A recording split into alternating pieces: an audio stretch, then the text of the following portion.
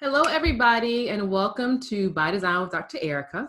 I am your host, obviously, Dr. Erika, and my goal is to help professional women nourish their mindset and discover a life roadmap which leads them to embody the confidence to stop letting society define them, step out of their comfort zone, and live their life by design.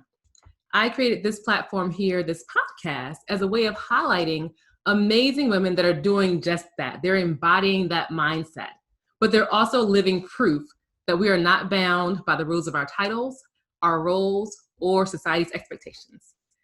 Today's show, I'm so super excited about because we have the pleasure of being joined by Miss Tomeka Givens, who is a chemist turned realtor. And we're going to dive into her story of career transition and how your degrees do not define your destiny. So stay tuned. All right. Hi, Tomeka. Welcome to the show. Hi, Erika. How are you? Thanks for having me. No problem. I'm so glad that, you were not only part of the show, but you were part of the book that we did. That was exciting. Life Mindfully Crafted is a life well designed. And, just thank you so much for being a part of all this. It's truly appreciated. No, my pleasure. My pleasure.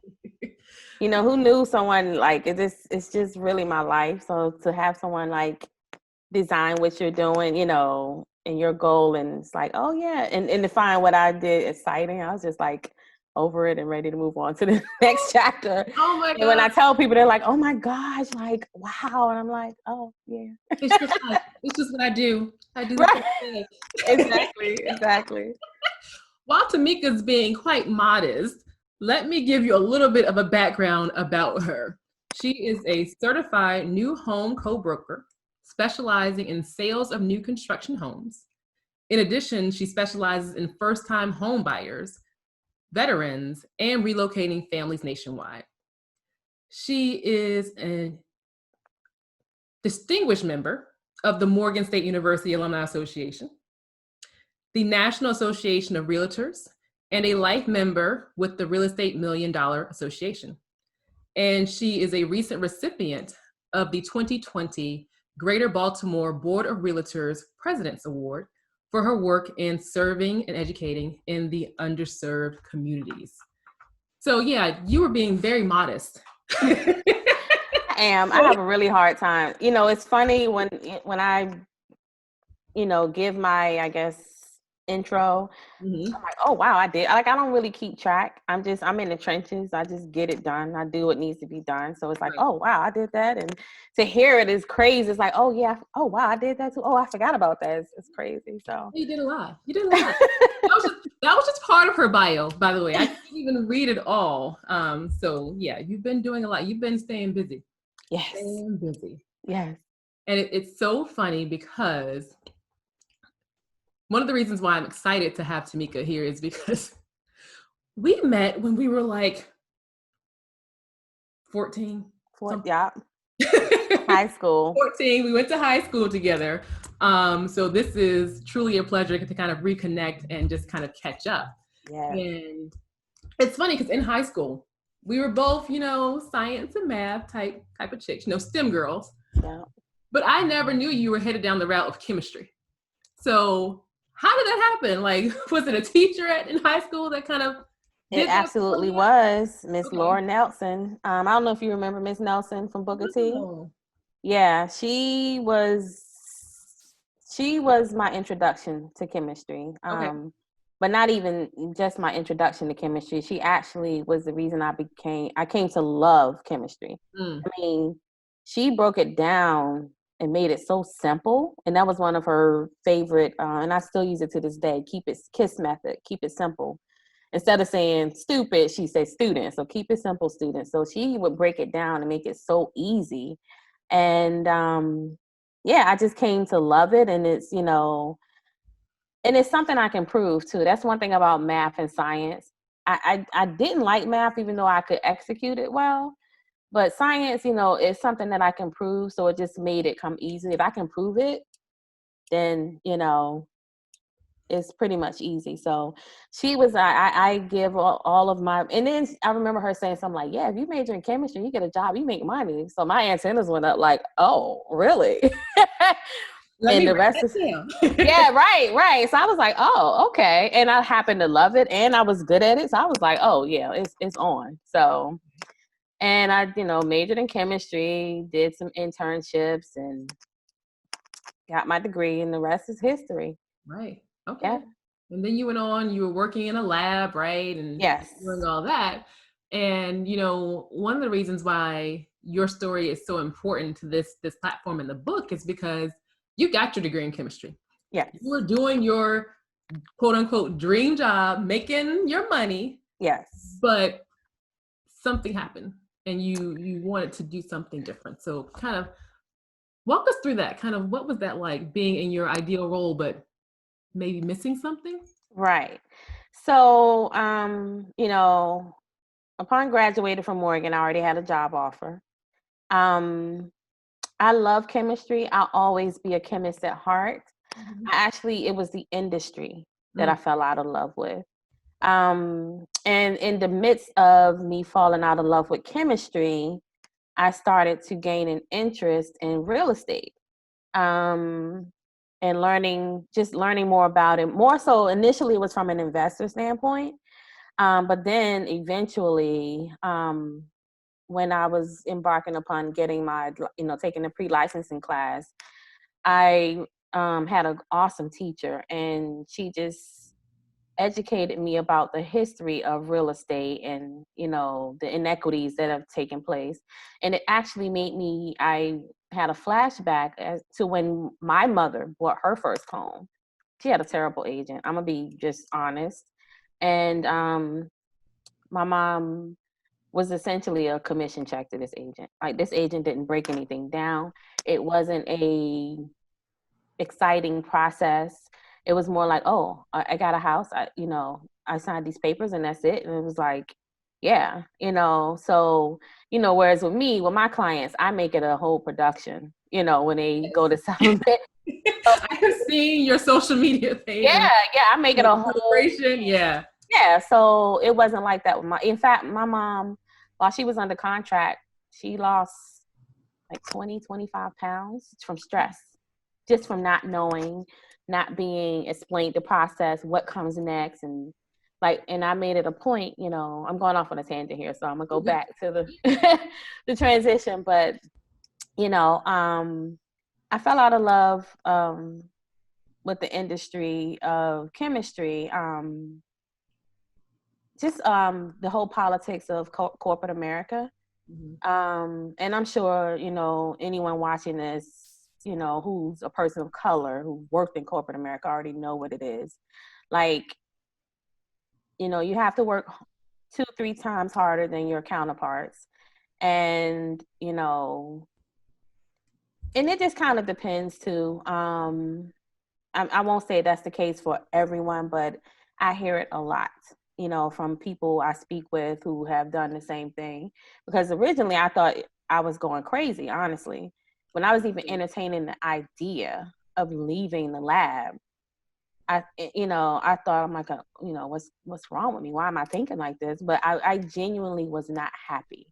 Even though I made the good money, and family and friends thought I was going crazy. Like, what are you doing? But I had to, something I learned from, I call her my mentor, Robin Haynes. When I first took her entrepreneurship class, one of the first things she said, she was like, when you embark upon this journey, do not rely on the people closest to you if they haven't done this themselves, don't rely on them to understand. Right. And also don't rely on them for support. And I'm telling you, I almost got the Holy Ghost. I was about to run the Holy Ghost lap around that room, because I was just like, oh my goodness, this is so true. And I'm thinking, oh my gosh, all these people around me are shady, blah, blah, blah. But no, when it came down to it, they all have jobs, and, the conversation with my mom is go to school, get good grades, get a job. And that was it. Yeah. So it's like, but, when I entertained the idea of leaving, this field, it was like, what's wrong with me? But then as I started to talk to more classmates who were in the same boat where they were transitioning or already transitioned to entrepreneurship, I'm like, okay, this is a whole movement going on that I knew nothing about. And for me, it wasn't a movement. I just knew that while I was making good money, yes, I was not happy. I mean, and when I say I was not happy to the point where I would literally get sick, like I would get headaches before it was time for me to go to work. Mm-hmm. And that's how I knew like something had to give. Right. And also too, with the whole politics, there was also some racism sprinkled in there as well.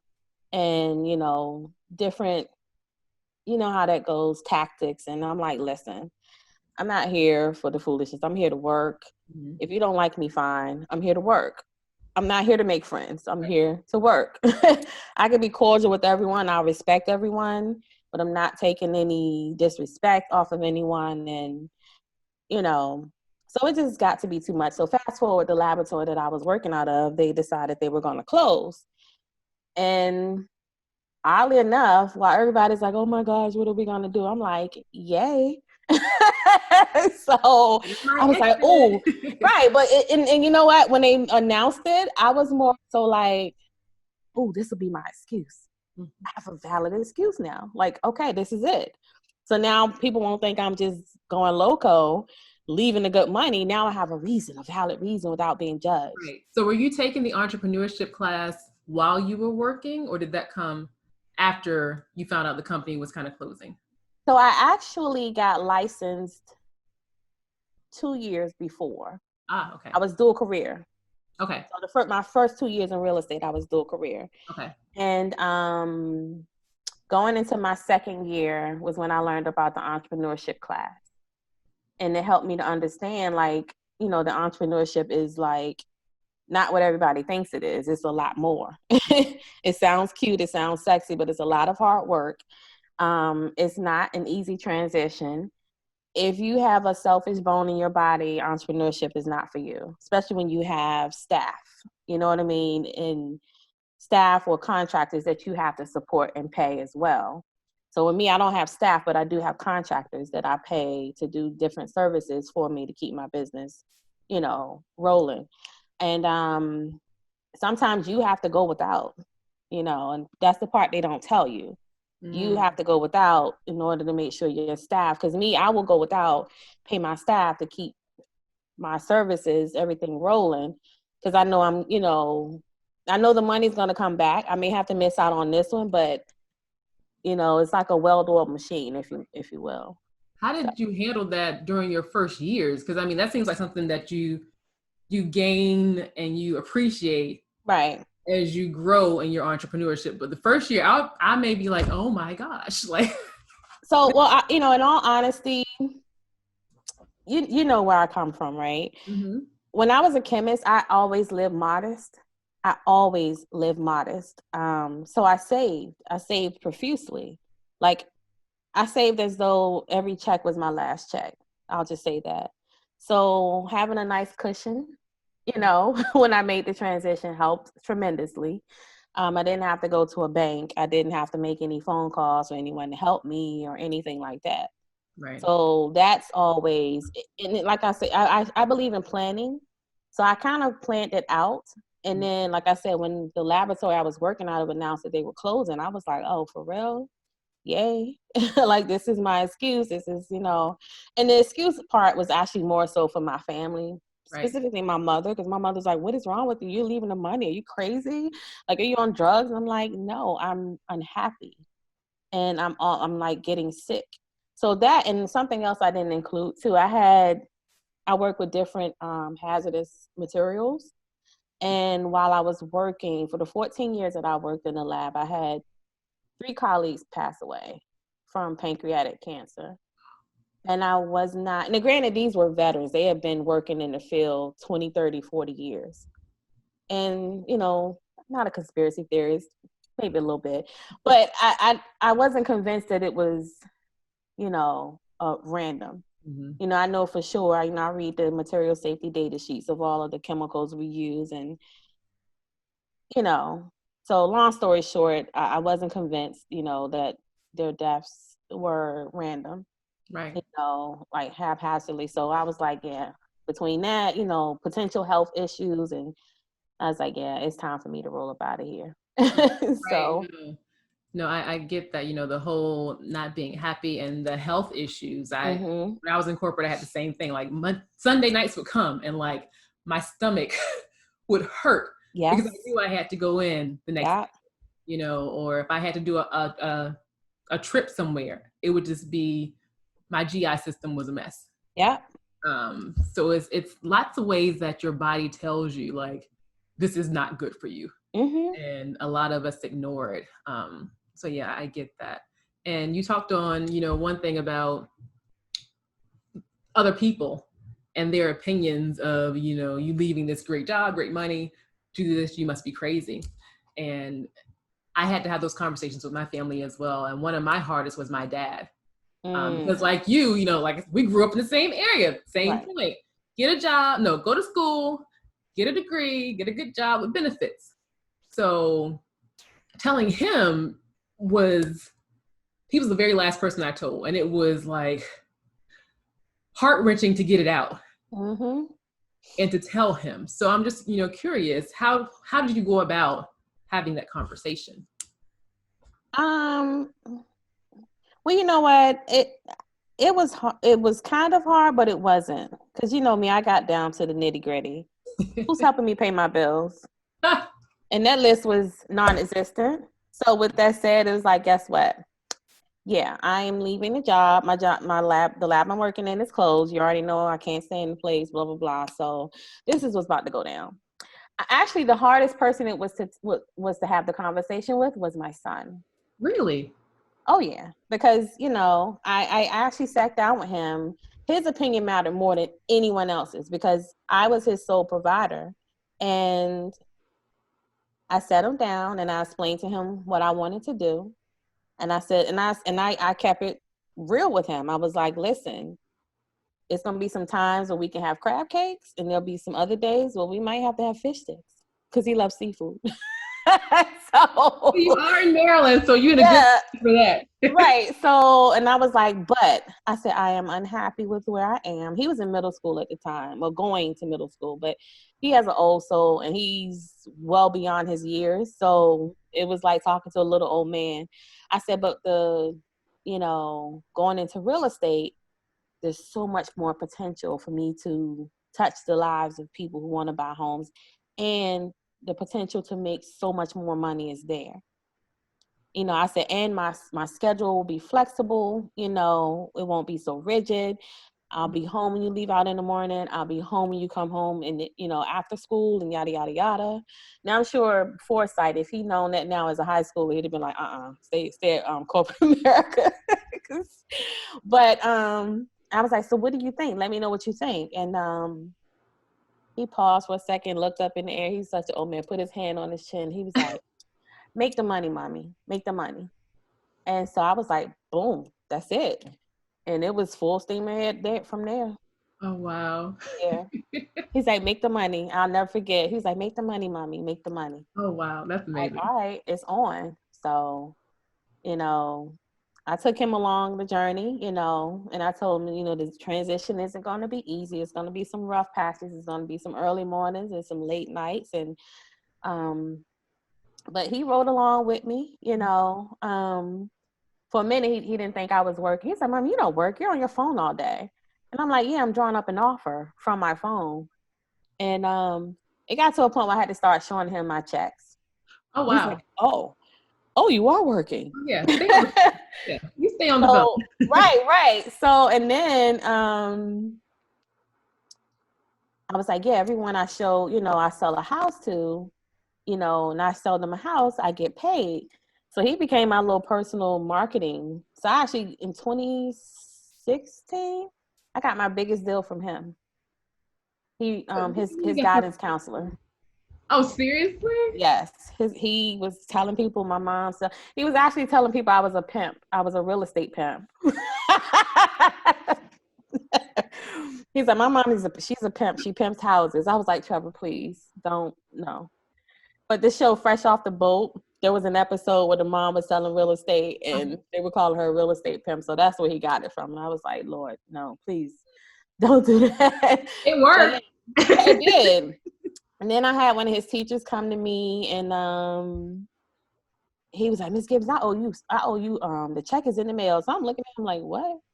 He's like, I was talking to another teacher about selling my house. I have a rental property in Baltimore City. And Trevor told me not to sell my house. And I looked at him like, he was like, because of the foreclosure market, the foreclosure crisis, and people are not eligible to buy, but they still want to be in a home setting. So they're going to, they still will rent a house. And he told me I should fix it up.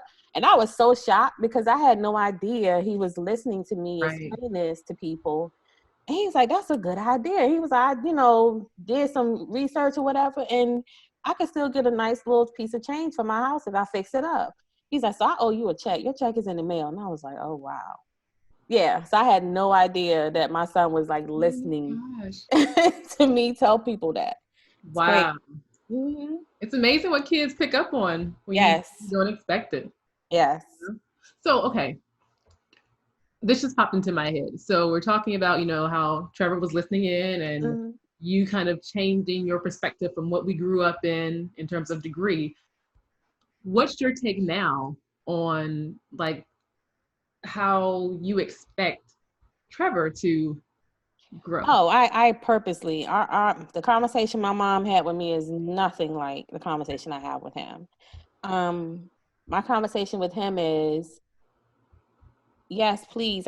My conversation with him is have some hustle. And whatever you do, have some hustle. And I tell him you can get good grades, go to college, get a job. You can also take up a lucrative trade or skill and get a job. Or you also have the option of starting your own business. And I make it a point to show him the ins and outs of, from starting my business to running it, like from taxes to dealing with my accountant. And I show him this on purpose because I need him to see like the ins and outs of successfully running a business, in compliance, and just making sure you're in compliance with everything from paying your taxes and all of that, because I want him to see, because you have a lot of people who are entrepreneurs, but they treat their business more so like a Avon, and no shade to Avon, but you know what I mean? They treat it like a little side hustle rather than like a business. They treat it like a hobby versus a hustle.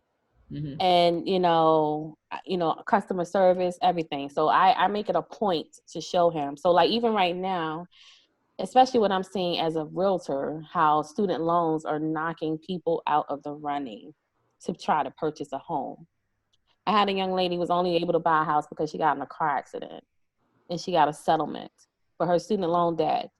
She had the credit and everything else, but her student loan debt did not allow her to be eligible to purchase a house. She had the credit, money saved up, income, but her debt to income ratio, which is one of the things that banks look at, was too high and they couldn't approve her.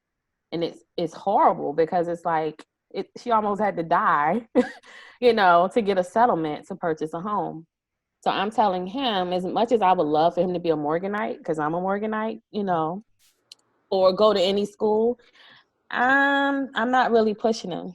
I'm like, if you not sure what you want to do, because he's 10th grade, 15 years old in the 10th grade. He's the youngest sophomore at his school because he skipped a grade. And I'm like, if you want to start and figure it out, do a year or two in community college, I'm actually okay with that. I'm looking at the economics of it. I could care less about a school name or whatever. We'll cross that bridge when we get to it. Or if you want to take up a lucrative trade or skill, you can do that as well. So I'm not pushing him to college, because right now there's a shortage of, trades and skills, people to fill those opportunities. So I'm like, you can be a successful plumber or electrician, and make six figures with that, if you hustle. The name of the game is hustle. You know what I mean? I could teach it. I could show anybody what I'm doing all day long. But if they don't have the hustle, it doesn't even matter. If that makes sense. Now, let me ask you this, because some people hear hustle and they think it's negative. So how do you define having a hustle?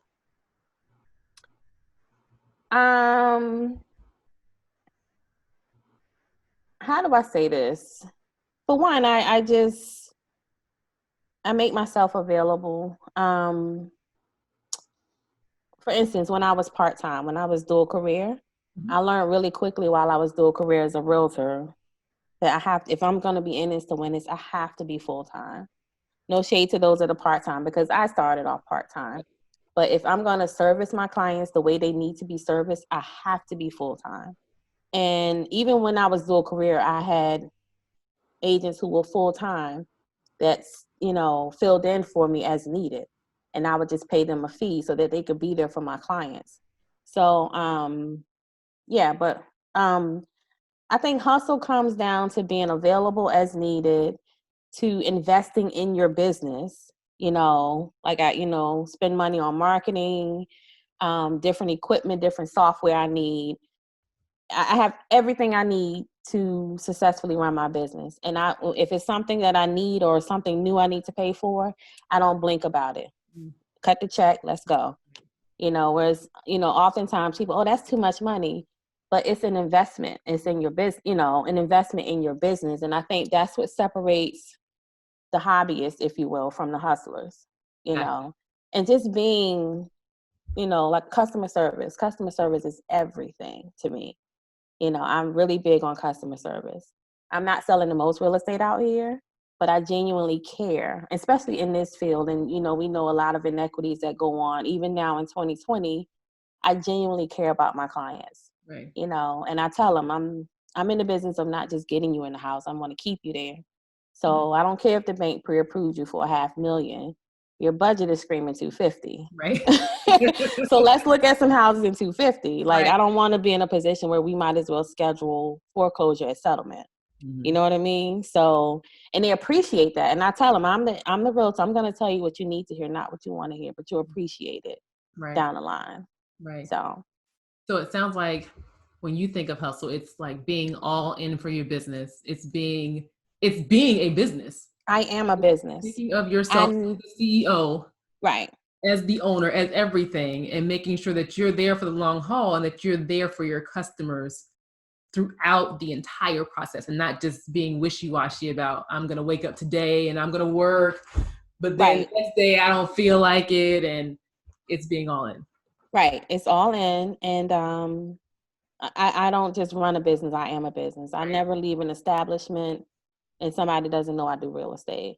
And when I first got in it, I was like, oh no, this is not the time and place. No, there's always a time and place wherever I am. And of course there's a way. You don't just be tacky about it. But I'll just, people love to hear about the market because, everybody's a real estate expert. So, and I'll just start talking about the market. If I go to a party, if I'm going to a cookout in a certain area, I'll look up that market. Like, yeah, this house over here sold, blah, blah, blah, blah, blah, and da-da-da-da-da. And everybody just start crowding in, My newest, how can I say, pastime are housewarmings for my past clients. Because they stand up and, oh, this is my housewarming and this is my realtor and she was blah, blah, blah. And everybody's like, oh, let me get your card. And I'm like, come to mama. Right. Free mama. Thank you very much. So housewarming cookouts is like, this time of the year is my fave. Yeah. Wow. So you're thorough. Was that Miss Williams thorough? Thorough. Yes. Yeah, I think so. Yeah. I try to be in a tactful way. I don't walk in like, hey, here's my card, like whipping cards in people's faces, but I do it in a subtle way where I get them to ask me for my card, if that makes sense. But you bring up a good point. When people first start their business, they can be very timid about when to bring it up and how to. I was. So how did you go from where you were to the strategic master that you are now? It just took time. It took practice. It took classes. It took conversations with, let me just say this. Right after I got licensed, I did my due diligence. I interviewed with different brokerages. Mm-hmm. I looked up the heavy hitters in every office. Like I already knew who was moving and shaking before I even went on my interview. And so when I finally decided on, a brokerage in the office, I already knew who I needed to have a conversation with, if that makes sense. Mm-hmm. And who was, and not to sound cocky or condescending to others, but I already knew who was worthy of a conversation, like me approaching them, like, can I talk to you? Can I take you for a cup of coffee? I want to see what you're doing. What are you doing? And others, and I knew who to watch, because I knew, I'm not in this to sell one house a year. This is my hustle. This is my bread and butter. So, I want to sell 1 to 2 a month, if not more. You know what I mean? So that's essentially, and I've had conversations with those individuals who've blazed the path that I was trying to, trail. So, yeah. Okay. It's that thoroughness again, I'm telling you. Yeah. Okay, cool. So now, question for you, because you talked about chemistry and how much you loved it. Mm-hmm. And now with realty, do you think like realty, is that your passion? Do you find a passion in realty, or is Absolutely. it? Okay. I'm finding myself, becoming how do I say? So since I've been in real estate, I've gotten involved in the realtors community. Started off with getting involved with the Equal Opportunities Committee. I vice chair the Equal Opportunities Committee with Greater Baltimore Board of Realtors. And that's where we essentially go out into underserved areas and educate people about home ownership being an option. And if they're going to buy, these are what your rights and your obligations are going to be. With that, I'm finding myself in a room with a lot of politicians locally. And we know what's going on in the country right now. This is nothing new. It's about, of course, police brutality, but it's some other stuff that's going on too. And I believe that pressure busts pipes, and there's been pressure from many different standpoints. Housing is one of them.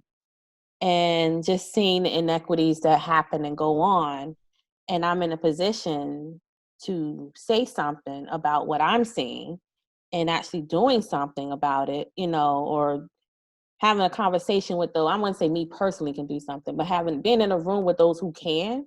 Oh, I'm absolutely going to run my mouth. This is me all day. I will corner a politician quick and let them know this is what's going on. You may not see it. Your staff may not see it. I am in the trenches. This is what's going on. This is what needs to change. Mm-hmm. And they don't. And sometimes they really genuinely don't know. And for whatever reason, some people are just not having that conversation or afraid to have that conversation. But with me, sometimes that may be the only opportunity I get to see them face to face, look them in the eye and say, this is what's going on in the real estate community. And so with me, I'm known to run my mouth. Anyone who knows me knows where I stand with, doing right by people and, justice and, equality and all of that. So it's actually getting to a point now where I'm being like invited to speak and be a representative and, talk about these issues that are happening, like with fair housing and stuff like that. So. Okay. I see politics in your future. Oh my goodness. You're like the umpteenth person. I'm like, nope. No, I don't think I would mesh well. I can't be bought, so I don't know about that. That's the great thing about it. You can be honest and real. Right. That's what we need. So, okay, cool. So now, when we look back with your transition, was there, I know we talked about like family, we talked about the money. Were there any other roadblocks that prevented you from making the transition sooner? Fear. Fear of? Failure. Okay. Fear of failure. I graduated in 2001, and I actually signed up to take the pre-licensing class in 2002. But at the time, and this is, I guess, I'll say this, what I'm about to tell you is an excuse, but it was a valid excuse for that time. So I just rolled with it because I'm a go-getter, and anything I've come to the conclusion just based off of my actions in the past, anything I want, I'm going to get by any means necessary, right? Legally, of course. But it was fear, and I signed up for the class. My schedule was rigid, crazy. I didn't even have Trevor at the time. I was, single, no children, nothing. And I was like, yeah, my schedule's so busy. And I signed up, paid the money, and then I canceled the class before it started because I was too busy working and never started. And I don't know why. And I myself up for not pushing through and figuring it out, but that's what happened, and that's how it went down. Right. So fast forward, after being figuratively smacked around, if you will, with the foolery in corporate America, I was over it. I was like, you know what? I'd rather live with a oops than a what if. But it's got to be a better way. This cannot be life. I don't care how much money. There's not an amount that they can pay me to deal with this foolery. So that was that. Gotcha. Yeah. That's kind of what got me. Like, I'd rather say I tried. Yeah. At the end of the day, if it doesn't work out, I gave it my best. I gave everything I had. But like knowing track records, sometimes we forget our successes. Like we're so quick to remember our failures. We forget what we have accomplished. Knowing that, I'm going to give everything I have to make it work. So why am I even doubting myself? Right. And that was me. So fear was my roadblock. That was my excuse, my valid excuse. Like, oh, I'm just too busy. Mind you, I had no children. Like, I was on my own schedule. Like, it was no, and I think back, I'm like, that was a good excuse to me. You tried it, but. But everything happens at the perfect time, and you're in the perfect place now and able to be involved in all the things that you're doing. And so cool. All right. So now you brought up another thing earlier on, and I kept it in my back pocket because I wanted to come back to it. Sure.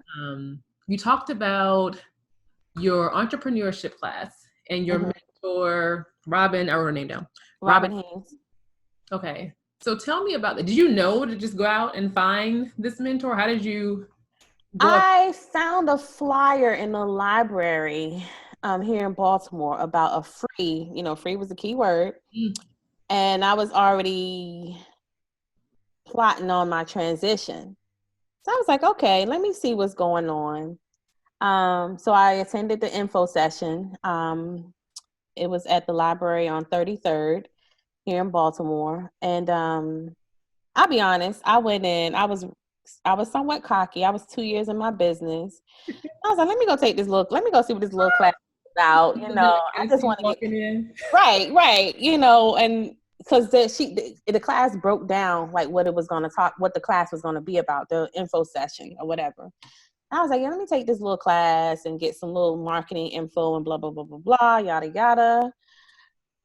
Met Robin. She got my whole entrepreneurship life together. She is the go-to here in Baltimore for all things financial.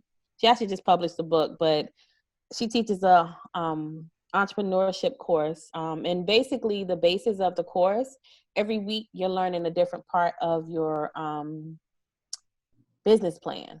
And at the end of the course, you have to have a business plan designed out. And the whole purpose is to prep you in the event you want to apply for a business loan. Gotcha. So she's with actually Robin is with an organization called Operation Hope. Okay. And they do this entrepreneurship class. And they had somewhat of a partnership with BB&T, who offered business loans. So it was like, okay, we're going to help you get yourself together and figure out the details and dynamics of your business. And then when you're ready, we'll see if you qualify for a business loan. Thankfully, I was blessed. I didn't need the business loan portion, but when I took the class, it was there, profit and loss statements, never thought, prior to, and I'm 2 years in thinking I had it figured out and still didn't have it figured out. But Robin, she got my whole, like I said, entrepreneurship life in order. Okay. So And I'll just say I took her class in 2016. 2017, my revenue increased by 3,000% after taking her class. You said 3,000, like 3000. 0, Okay. 3 and 3 zeros. Mm-hmm. I want to be clear. Yeah. Yeah. So it was great, and I haven't looked back since. It's like been full steam ahead. In fact, I've been pondering. She has a class coming up today, actually. And I've been playing around like, should I jump on this Zoom and, See, that was going to be my question. My question was just to going be to be, like a refresher. yeah. Because the class is not just for aspiring, because, I was already a business, right. but it's also for people who are currently in business and need to bring some order and, getting into the nitty gritty of the details and dynamics of their business. So she got me all the way together. Gotcha. Mm-hmm. So you may be taking that class, possibly. I might be. I need to reach out and see. I have some appointments today with clients, so that's the only thing that's holding me up. But if I make it in time, I'm gonna see if I can't jump on the Zoom and start the class. We'll see. I don't even know. I might be too late, but just as a refresher, I took the class, graduated, and all of that. And she actually had me back last year as a guest speaker for one of her graduating class, her cohorts. Yeah. So is there anything else that you're doing mentor-wise or class-wise to help you, I guess, keep moving forward in your path with entrepreneurship? I'm always, since this whole pandemic, I am Zoomed out. I have taken just different classes on, you name it. I'm always looking for ways, I feel like there's a saying I go by, perfection is an illusion because there's always room for improvement. So I never profess to have it all figured out. Some people consider me seasoned. I'm seasoned as in I've done quite a variety of different types of transactions, but I'm still only 7 years in the game.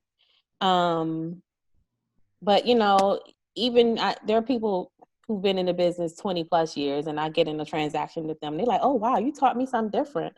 So I know there's still more for me to learn, if that makes sense. Right. I think I know the basics and the bones of, how to buy real estate, but there's always, different ways and just different things new that are coming out. So I always try to stay on top of what's new. In real estate, our, forms and contracts are constantly changing every year. So I have to stay on top of that. And nothing in particular that outside of the norm. I'm always on some type of Zoom or taking up a class just to improve my business or a different aspect of my business. I think right now one of my next go-tos is foreclosures. Okay. I'm just saying. You scared of foreclosures? I'm just saying, like, I'm just being honest. I hope that's not the case, but if it turns out to be the case, that could be a spending plate for me, Gotcha. business-wise. So Okay. that's been one of my areas of interest. Okay. To get more business with. So I've been in conversation with a few banks like, hey, you guys have a certified, REO specialist realtor? You need one? So I'm just saying, like, yeah. Gotcha. Okay, now say your quote one more time because I loved it. I want to make sure that people get it. Perfection is an illusion because there's always room for improvement. Perfection I forget who I got it from, but it resonated with me when I heard it. Gotcha. Now I'm not one of those, like constantly tearing myself down, but there's just always room for improvement, or there's always more than one way to skin a cat, as one would say. Yeah. So I like to go and figure out all the different ways you can skin a cat, if it makes sense. So. No, it does, because I'm a recovering perfectionist. Yeah. I saw that. I was like, okay, yeah, that might be me. Yeah, that might be me. Over it yet, I still Okay. I have like my little self-talk in my head, telling me bad things, but I'm getting I think I might be one of those too. When I saw that, I was like, "Ooh, okay, I need to get a T-shirt with that." Oh, thank you. Oh gosh, I love it. I love it. Yeah. Okay, looking back in your 7 years Mm-hmm. of being a fabulous realtor, is there something that you failed at that you feel like you learned from and you grew from on your journey? Um, I wouldn't say that I failed at it. I feel like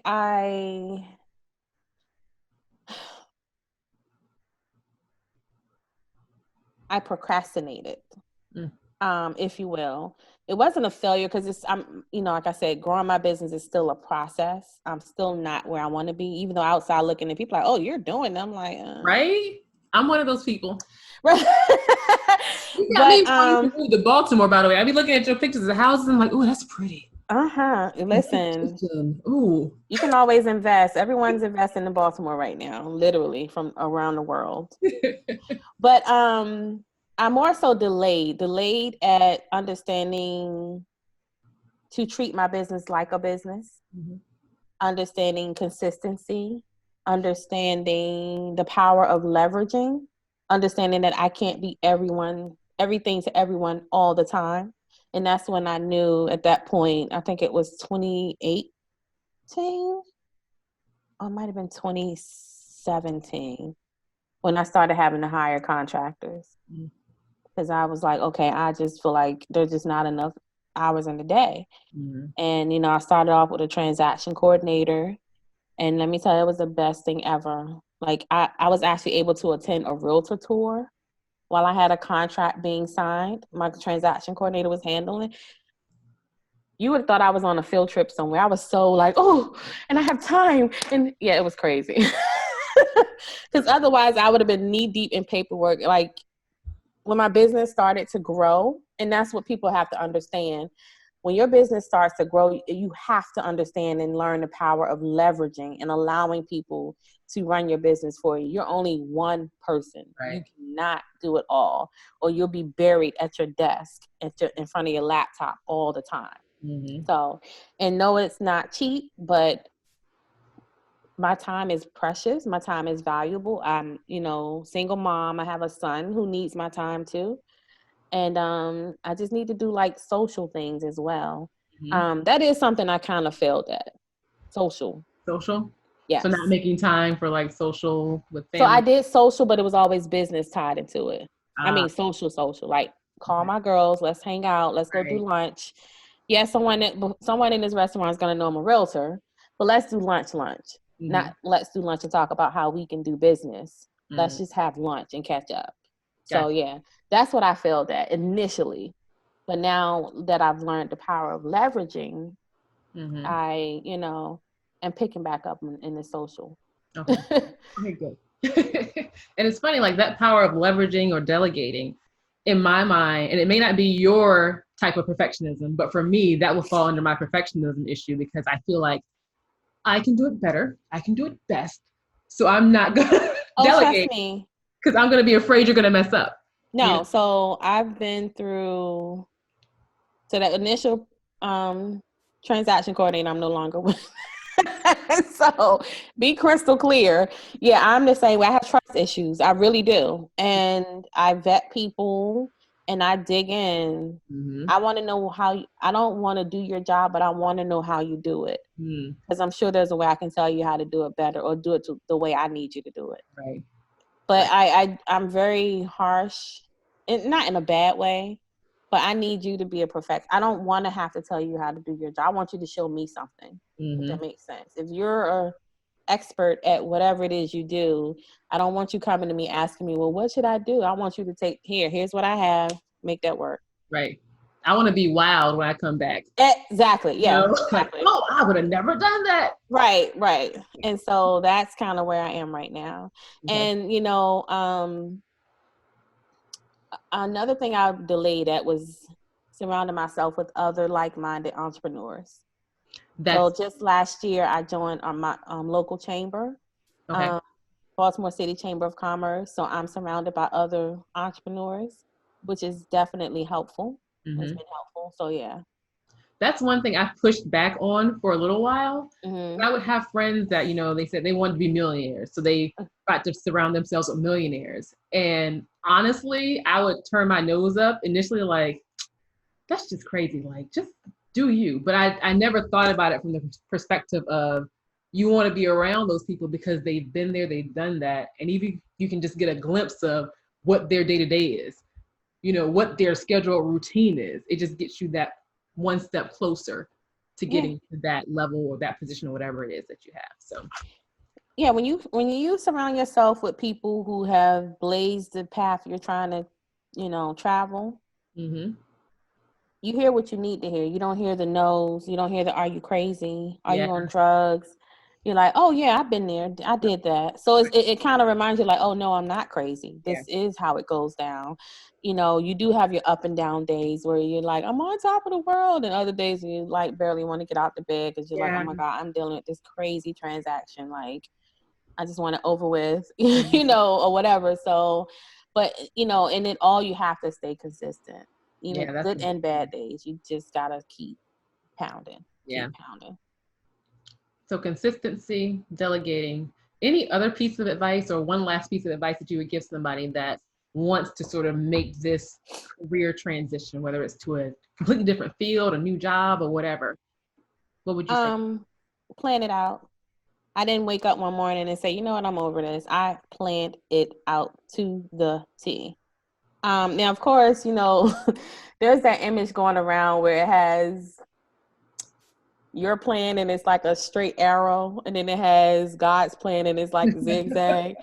Yeah, that's typically how it ends up. But at least you have it written down. You have what it is you need to do. There are going to be speed bumps and potholes and, dead ends or whatever. But plan it out.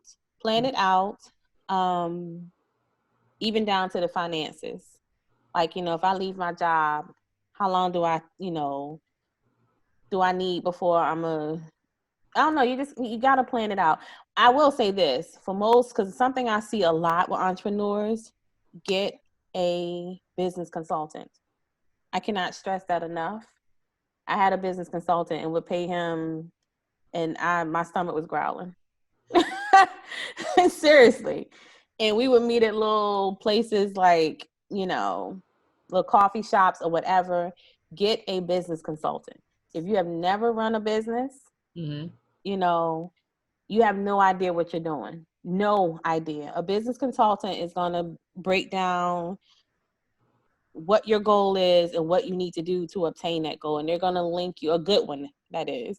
They're going to link you with the right people to help you accomplish that goal. A lot of people start a business and have not even so much as had a conversation with a consultant, have not even so much as, composed a business plan, don't even know where to start. And to me, that's crazy. Like, and people say, oh, businesses are so hard. Business loans are so hard to obtain or so hard to get. Well, typically it starts with your personal, and that's what a lot of people don't understand. So if your personal credit is jacked, and listen, it happens. Credit is very life sensitive. When stuff is going on in our life, credit is typically the first thing to get hit. So no judgment here, but it starts with your personal. Right. And that's something else I learned in the entrepreneurship class with Robin. Gotcha. So yeah. Gotcha. Good. That's great. The funny thing is I just spoke to a financial coach and financial planner yesterday. Okay. We're going to have one on the show. Okay, good. The whole process of how do you prepare yourself financially to make that shift? Yeah. I definitely recommend. I think honestly, that's the strongest piece of it. Because if you're so stressed out financially, you might find yourself going back. Right. Just for the sake of survival, which is understood, and I get it. So that's why the financial piece to it is super important. Yeah. Or making irrational decisions just to try to get the buck. Yeah, that too. Yeah, and destroy your reputation. Yeah. All right. Well, that kind of wraps up our serious conversation of the day. And we always end our guest chats with my Fab Four because I'm crazy and quirky. I like to do stuff like this. Mm-hmm. So do you mind if we transition to those? Yeah. All right. So our Fab Four is just a very rapid fire, say what's on your mind. Don't think about it too much.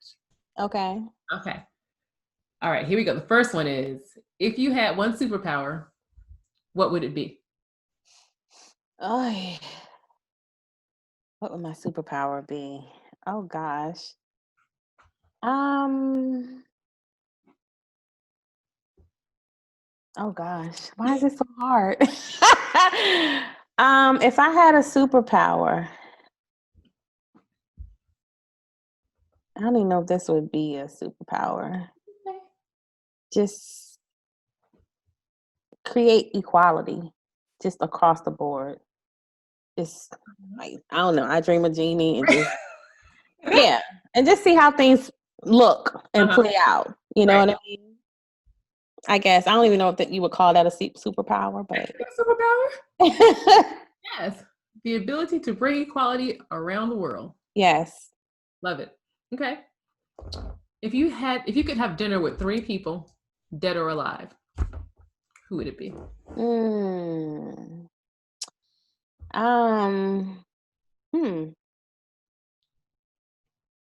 Three people.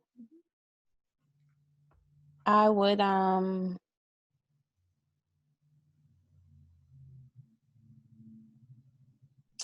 oh gosh, why is it so hard? 3 people dead. Huh? So not to think. I know, I'm sorry. 3 people dead or alive. All right, let's go.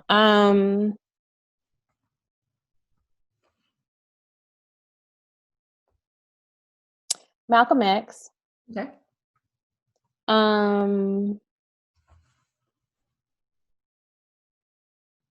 Martin Luther King. And what's the other one? I don't know.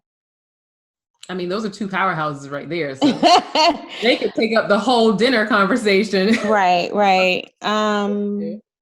Malcolm, Martin. Oh gosh. It's a guy. I'm trying to think of his name. I cannot think of it. He was a Dempsey Travis. Dempsey Travis. Yes. Or Travis Dempsey, I think it was. He was like a real estate mogul out of Chicago. Okay. Like a multimillionaire from back in his 60s. Kind of like The Banker. I don't know if you've seen that movie, The Banker. I've heard of it. I haven't seen it yet. It's a must see. Yeah. It's a him. I would love to have had a conversation with him before he passed. That would be an interesting dinner conversation. Yeah. I could see a lot of housing equality conversations. Yes. Going on, you know? Yeah, absolutely. All right. Everyone gets stumped on this one. Okay. And it is, if you had to choose a song to represent your life, sort of like a theme song for Tomeka Givens' life. Okay. What would it be? I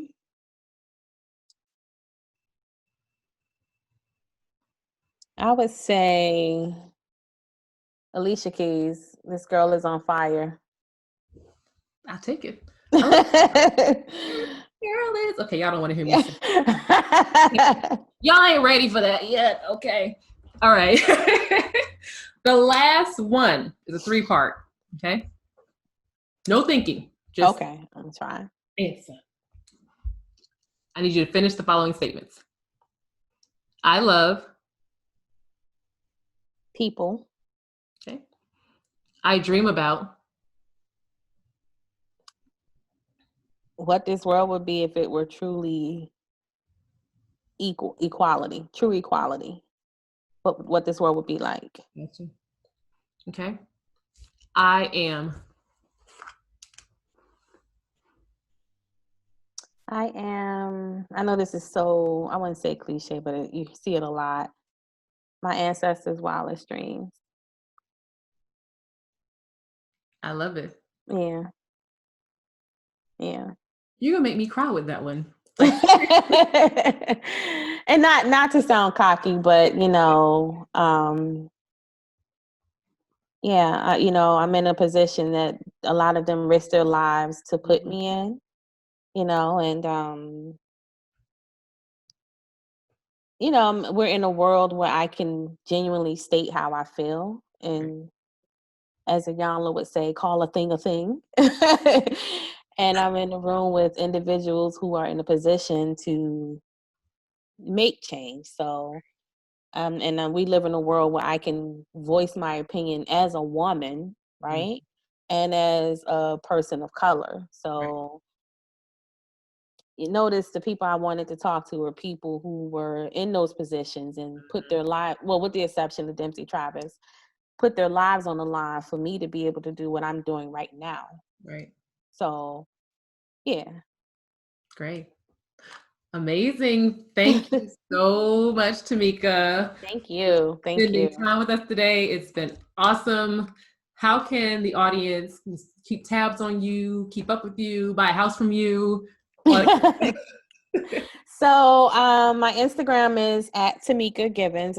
I just keep it simple. My name, Tom as in Mary, Eka, G as in George, IV as in Victor, ENS. Instagram. Facebook is I think it's facebook.com/T Givens Realty, but you can just type in Tomeka Givens, your Maryland Realtor, and my business page will pop up.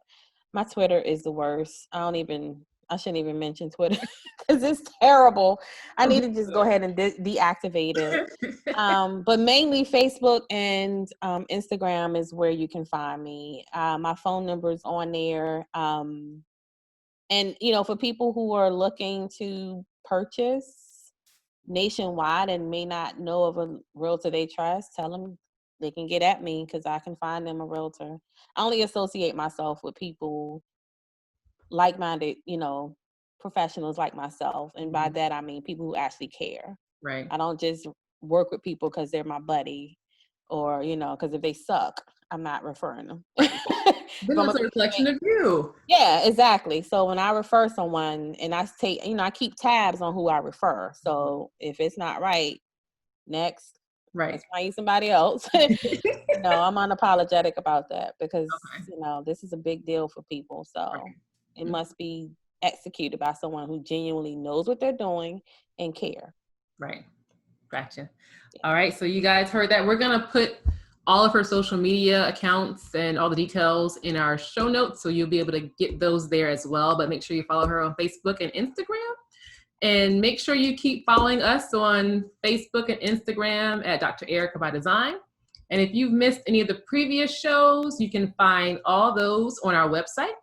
And if Tomeka's story of sort of hitting this place of unhappiness and just wanting to do other things has struck a nerve with you, and you're at that crossroads in your life, be sure to set up your connection call with me, and we can have a discussion on how we can get you from this point of stagnancy and really create your roadmap to living your life by design. And you can do all that on our website at Dr. Erika by Design. So that is all we have for you guys today. Thank you so much for joining us, and we will see you on the next show. Bye, guys. Bye.